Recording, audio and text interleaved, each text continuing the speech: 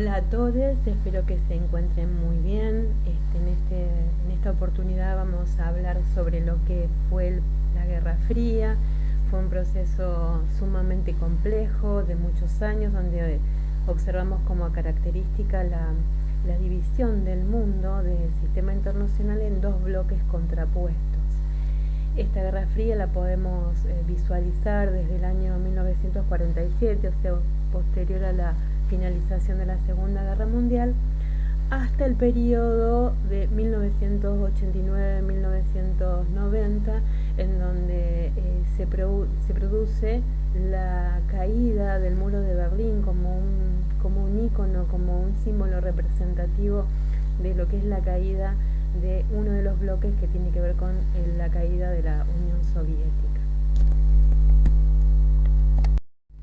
En relación al desarrollo económico del capitalismo, se produce después de la Segunda Guerra Mundial la reconstrucción de todos los países europeos, que generó así un aumento sostenido de una producción industrial que fue incrementándose.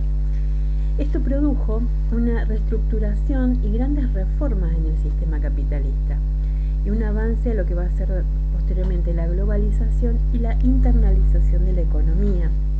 Entonces la agricultura va a disminuir su papel fundamental, crece sí el rol de la industria y también del sector de servicios que absorbió todo lo que fue el empleo. El periodo de posguerra se caracteriza entonces por una gran innovación. Se desarrollan las distintas tecnologías, en especial en la industria química y la electrónica, y su difusión también a todos los países industriales. Se eliminaron restricciones comerciales y nuevos productos se fueron generando. Se expande también lo que es la inversión internacional y también la explotación de nuevos productos a través de compañías multinacionales. Esta industrialización se produjo especialmente por un viraje importante del rol del Estado. Entonces, la planificación y la gestión de los gobiernos y el compromiso que asumen estos gobiernos por el pleno empleo va a ser un punto central, junto con la disminución de todo lo que son las desigualdades económicas y sociales, sobre todo para poder alejar todo lo que sea problemática y conflicto social que generaría peligros de una intromisión de ideas comunistas. Esto permitió la expansión de un mercado de consumo masivo en toda la población. El Estado asume por sí mismo la administración global de la economía. Por eso las políticas asumidas pueden considerarse que se habla que estamos en la presencia de lo que es un estado de bienestar. En relación a todos los sistemas sociales que se fueron desarrollando por las democracias capitalistas industrializadas después de la Segunda Guerra, que permanecen estables por un largo periodo hasta la década de 1970. ¿Cómo se caracteriza este estado de bienestar? Por la intervención estatal, en que la intervención estatal para asegurar el pleno empleo, para proveer de servicios sociales, para cubrir todo lo que son las necesidades básicas de los ciudadanos, y también para el mantenimiento de un nivel de vida mínimo, como un derecho social, o sea, no como una dádiva, sino como un derecho, es decir, como una responsabilidad colectiva que tiene el Estado hacia todos los ciudadanos. Hacia fines de la década del 70 se produce un momento de crisis económica, dejaron de funcionar todas estas medidas y los gobiernos se vieron envueltos en situaciones especialmente de mucha inflación y desempleo, marcado desempleo. La crisis entonces de este estado de bienestar provocó distintas respuestas y distintos modelos que se fueron implementando, que podemos pensarlo, reducirlo especialmente en dos.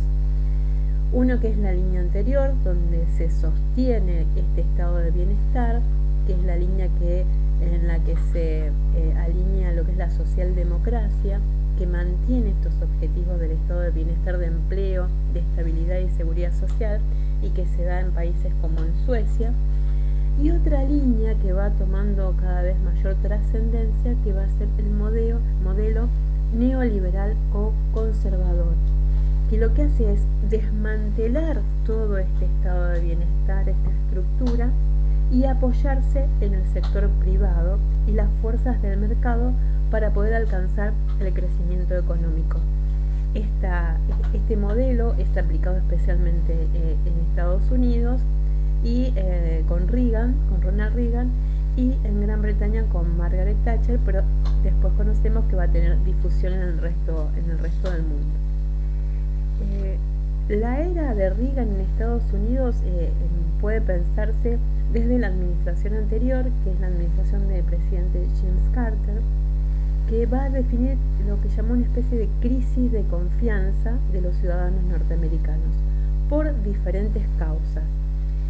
Porque en el plano económico la superioridad que antes había alcanzado Estados Unidos desde el punto de vista financiero, tecnológico y productivo dentro de su bloque estaba en disminución, entonces le impedía, tenía dificultades para imponer su propio criterio sobre el resto del bloque en forma unilateral. También gran parte de la población vivía bajo límites de la pobreza, había una alta tasa de desocupación. La falta de empleo también agudiza lo que es la discriminación social, racial y laboral, especialmente en los sectores jóvenes, en los negros, en los chicanos, en mujeres. Hay un carecimiento también de todo lo que son, encarecimiento y también falta de perspectiva en todo lo que va a ser lo que es la educación superior y la universidad. Se suma a esto cuestiones externas como es la guerra de Vietnam y el fracaso en Vietnam, que lleva realmente a una crisis política por ser considerada una guerra injusta e incluso inconstitucional. Y finalmente el escándalo de Watergate se produce y obliga al presidente Nixon a renunciar a la presidencia, produjo realmente un quiebre en la sociedad y entre la sociedad y en el Estado, en la confianza de la sociedad sobre una figura tan simbólica como es la figura presidencial. Entonces, desde fines de los años 70 empezó a cobrar así fuerza o cohesión una nueva corriente de pensamiento que es el neoliberalismo, especialmente con un grupo de intelectuales, entre lo que encontramos a Dinelberg, Hermann Kahn, y especialmente conocido es el economista Morgan Freeman. Ellos consideraban que el rasgo distintivo de la crisis era esta pérdida de legitimidad de los gobiernos democráticos y sus clases gobernantes, este quiebre que tiene con la sociedad. Entonces se trataba para ellos de una crisis cultural que ya había minado los valores fundamentales de la sociedad norteamericana al promover este estado de bienestar, este estado con una característica intervencionista que llevaba a un socialismo encubierto, lo que ellos llamaban un socialismo encubierto. Según los neoliberales, la ampliación de todas estas funciones del Estado lo sacaba de su centro, de su eje, o sea, la ampliación en salud, comunicación, en educación, en seguros sociales, es lo que va a producir en esta crisis fiscal y crisis de credibilidad del Estado, al no poder cumplir el Estado con todas las demandas y expectativas que esa cuestión social producía. Entonces, la salida de esta crisis que ellos pensaban que estaba provocada por este estado de bienestar y esta desviación de fondos y de atención del Estado a estas cuestiones sociales, la salida que era recuperar los viejos valores centrados en el esfuerzo individual y en la libre empresa, y así aumentar la confianza en una autoridad y la eficacia de los gobiernos, desviándolos de todo lo que llaman ellos cargas sociales. Esa fue la base de los discursos de Reagan en su campaña presidencial del Partido Republicano, y hace que triunfe en las elecciones en 1981. Con Reagan se produce una activación de la economía, pero fue también así cambiando el lugar de la economía estadounidense en la economía mundial, ya que el mercado, la apertura del mercado, las importaciones, inundó de productos importados muy variados, desde vestimentos, comida, automóviles, de otros países del mundo a muy bajo precio, como de Corea, Taiwán, Singapur, Tailandia. Y la derrota en Vietnam fue utilizada por Reagan para hacer de la defensa nacional, para hacer de este punto un objetivo prioritario que fue bien tomado por el Pentágono y muchos norteamericanos que vivían en un estado de una situación de desocupación. Las aspiraciones de ascenso social y económico que tenían fueron reemplazadas por un sistema de símbolos, por una idea de nacionalidad basados en la grandeza de la nación norteamericana, que para ser una gran potencia era necesario que tuviera un liderazgo internacional. O sea, este liderazgo va a ser planteado como un eje de identidad para paliar las dificultades internas. Entonces, en este nacionalismo renovado se fue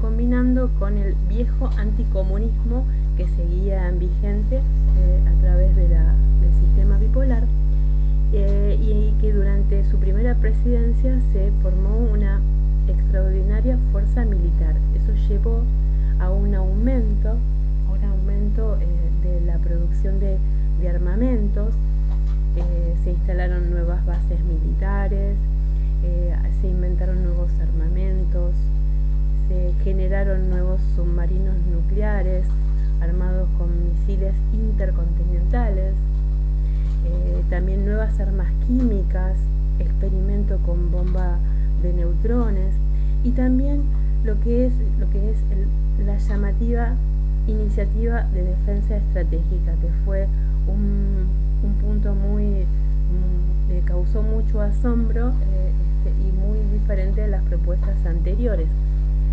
¿En qué consistía esta iniciativa? Era constituir una especie de estructura, una especie de paraguas que iba a ser ubicado en la estratosfera, o sea, en el espacio celeste, y que serviría como un escudo defensivo con armas especiales que podrían destruir los misiles que la Unión Soviética podía lanzar en forma intercontinental. Esta iniciativa, este proyecto, esta llamada Guerra de las Galaxias, fue realmente muy discutida, provocó muchos debates, no solamente por la viabilidad económica, sino también por lo que fue la legitimidad moral de utilizar el espacio celeste. El conservadurismo entonces apoyó una decidida política cultural, esta de volver a los viejos valores puritanos, incluso los considerados fundacionales de la sociedad norteamericana. Entonces persiguió a todo aquello que amenazara este espíritu norteamericano, expresado obviamente en la fe en Dios, en la moralidad, en el esfuerzo individual, que intervino en todos los planos de la sociedad, universidades, medios de comunicación, incluso en la familia, y que a nivel externo se va a plantear en una guerra armamentista sumamente fuerte con la Unión Soviética. Me parece muy importante mencionar brevemente cuáles son las características del Estado soviético que lo va a diferenciar de lo que es Estados Unidos o el bloque occidental. Primero, que la propiedad de los medios de producción va a ser pública, está a cargo del Estado, que es el que maneja y planifica esta cuestión. La planificación de la economía está centralizado por los órganos administrativos, y esto no solamente abarca a lo que es la Unión Soviética, sino también a todos los estados que estaban bajo la égida soviética y en el mismo bloque. Y también se produce el monopolio comunista del poder político, que penetra en el Estado y en la economía en todos los niveles. O sea, el único partido que que tiene vigencia y puede funcionar es el Partido Comunista.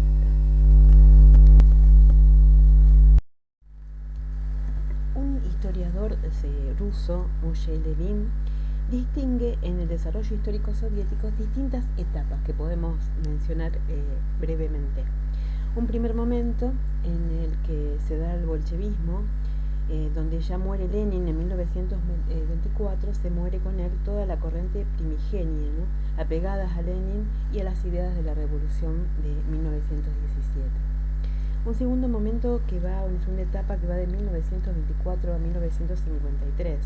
Podemos pensarla como la etapa más brutal y totalitaria del régimen a través de la figura de Stalin. Podemos llamarla stalinismo. Stalin fortalece su posición con la entrada de nuevos cuadros ajenos a esa gesta de octubre, ese momento revolucionario, y que se deben a él por entero por haberlos incorporado al Estado.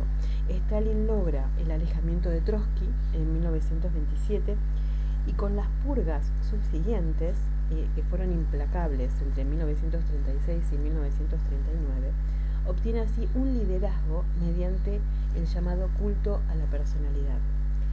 A pesar del gran poder que ostentaba, Stalin no llegó nunca a solucionar de manera definitiva el problema fundamental de la Unión Soviética, que va a ser la proliferación y el anquilosamiento de la burocracia. Si bien, dado su carácter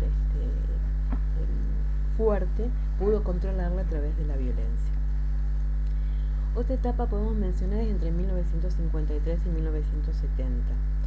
Es el llamado el inconcluso deshielo, con una denuncia del culto a la personalidad y un complejo equilibrio entre las relaciones entre Estado y sociedad, tratando de establecer un proceso de modernización. Sin embargo, se empiezan a notar unos primeros signos de agotamiento de este sistema. Hay un atraso, ya que su economía es una economía de baja intensidad, de baja productividad también, con escasez de manos de obra y de viviendas, con grandes desbalances demográficos, es decir, con una gran concentración urbana por un lado y zonas despobladas por el otro, y por supuesto la burocracia cada vez más consolidada. Entre 1970 y 1980, con Brezhnev se da la fase de estancamiento, que se produce por lo que es el agotamiento de esta economía con los problemas que acarreaba de la etapa anterior, y un crecimiento económico que va disminuyendo hasta llegar a ser casi nulo a mediados de los años 80. Además, resultan cada vez más evidente la disociación entre lo que es el complejo industrial militar, o sea, la fuerza militar, y la economía civil. La corrupción y la burocracia son cada vez más palpables en el sector informal. La Unión Soviética se había estancado ya prácticamente desde los años 70 y planteaba que era demasiado tarde. Hoffman plantea que el momento indicado hubiera sido la década del 60 para producir un cambio dentro de la economía, dentro del sistema soviético. La última oportunidad se había ido ya con Andropov en 1982. Este desgaste a nivel interno, esta cuestión interna, se suma en este momento con el gran enfrentamiento que se produce este-oeste, en donde Brezhnev se enfrenta con Estados Unidos. Ahí implementa lo que es la doctrina Brezhnev. Esta cuestión fue parte de las causas externas que intervinieron en este proceso y marcaron fuertemente también el declive de la Unión Soviética. Esta oposición fuerte entre Estados Unidos con Reagan, que habían lanzado su programa de guerra de las galaxias, y la Unión Soviética con Brezhnev en su carrera armamentista, se hace cada vez más aguda, más terrible. Desde la no ratificación de los acuerdos SALT II al lanzamiento de esta llamada Iniciativa de Defensa Estratégica que hace Estados Unidos, lo que va a producir es el ahogo, realmente el ahogo del complejo militar industrial soviético, que lleva así a su declinación. Y allí, en la década del 80, entre 1985 y 1981 es donde encontramos a Mikhail Gorbachev participando y produciendo las reformas, con una personalidad muy fuerte, que llega al Secretariado General del Partido Comunista de la Unión Soviética en marzo de 1985, y sobre todo con la difusión de la reforma de Perestroika y Glasnost, produce realmente grandes cambios. Gorbachev fue el conductor de todo este proceso, dando impulso así a una reforma política interna y promoviendo una mayor inserción de la Unión Soviética en el mundo no socialista desde otro punto de vista. Sin embargo, vamos a ver que los procesos al interior, todo este proceso de reformas hace sucumbir lo que es la Unión Soviética, y vamos a encontrar su disolución hacia 1991, y así la creación de la Comunidad de Estados Independientes. En la serie de programas que establece Gorbachev para poder reducir la crisis económica y política, va a producir recortes especialmente en lo que es el presupuesto militar, para poder paliar la crisis económica que se había producido, además de tratar de dinamizar la economía a partir de un sistema de autogestión. En relación a la disminución del presupuesto militar, lo que hace es atenuar la carrera armamentista. Con este objetivo se reúne con el presidente Reagan en la cumbre de Ginebra de 1987 y va limitando toda una serie de armamentos, en este caso de misiles de alcance medio, pero después va produciendo toda una serie de armamentos, de conferencias y reuniones para reducir todo tipo de armamentos. En 1988 anuncia el retiro de las tropas de Afganistán y también comunica a Naciones Unidas el retiro de importantes contingentes de fuerzas militares que tenía ubicado en los países de Europa del Este. Esto produjo que movimientos nacionalistas y elecciones libres en estos países de Europa Oriental, que ahora no estaban ocupados por las fuerzas militares soviéticas. Así se producen elecciones libres en Polonia en 1984, con el triunfo del sindicato católico Solidaridad. Ya unos años antes había sido nombrado a Juan Pablo II como papa, que también era natural de Polonia. También en Hungría se buscó el pluralismo político y también se liberalizó la frontera con Austria, y esto tiene un efecto de que Austria compartía fronteras con la República Federal Alemana. Entonces allí se empieza a producir una oleada de alemanes del este para llegar así a través de la frontera austríaca a la República Federal Alemana. Entonces se producen importantes manifestaciones y movimientos sociales en la República Democrática Alemana, en las que Moscú no interviene a pesar del pedido de sus gobernantes de una represión de este movimiento. Moscú no interviene, y esa multitud produce el 9 de noviembre de 1989 el histórico derribamiento del muro de Berlín. Su caída se transformó, como ya era un ícono de la Guerra Fría, se transformó también en un elemento y un representante, un significante de la caída posteriormente del bloque soviético. Al día siguiente también se producen, se cae el gobierno socialista en Bulgaria y luego en Rumania, y así también va cayendo todo lo que es el bloque oriental, que va a configurar posteriormente un nuevo orden internacional. Se producen en esos tiempos también importantes transformaciones a partir de la reunión del 28º Congreso del Partido Comunista Soviético, que produce reformas realmente trascendentes y verdaderamente revolucionarias.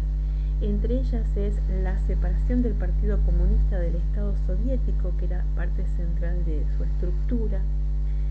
También se da fin a la censura de los medios de comunicación, plantea la libertad de expresión, la libertad sindical y religiosa, la creación de partidos políticos. También lo que hace es legalizar la propiedad privada, con lo cual también derriba el fundamento mismo de la estructura soviética, y puso también en marcha un plan económico de 500 días para proponiendo un rápido pasaje a lo que es la economía de mercado. En este punto Gorbachov va a tener fuertes presiones y fuertes conflictos a nivel interno, no solamente las cuestiones económicas, sino también la estructura de poder. A comienzos de los 90 entonces estaba posicionado entre dos tendencias. Por un lado, un grupo más conservador que quieren volver a la antigua ortodoxia, incluso que desaparezcan todos los cambios planteados por la perestroika, y por otro lado un grupo que buscaba al contrario acelerar todas las reformas e incluso hasta anular el comunismo. Y dentro de este grupo se encontraba Boris Yeltsin. Boris Yeltsin es una figura que va creciendo, es titular de Rusia, del Estado ruso, y fue tomando distancia cada vez más del poder central, incluso declarando la supremacía de las leyes rusas sobre las soviéticas, incluso abandonando el Partido Comunista. Se encuentra Gorbachov con una situación compleja en la que se produce un golpe de Estado dado por la jerarquía militar, por los servicios secretos de seguridad, que era la KGB, los hombres del partido que simbolizaban el centralismo burocrático, la burocracia soviética, preocupado por todas las reformas y el lugar en que fue colocado paulatinamente el ejército, el partido.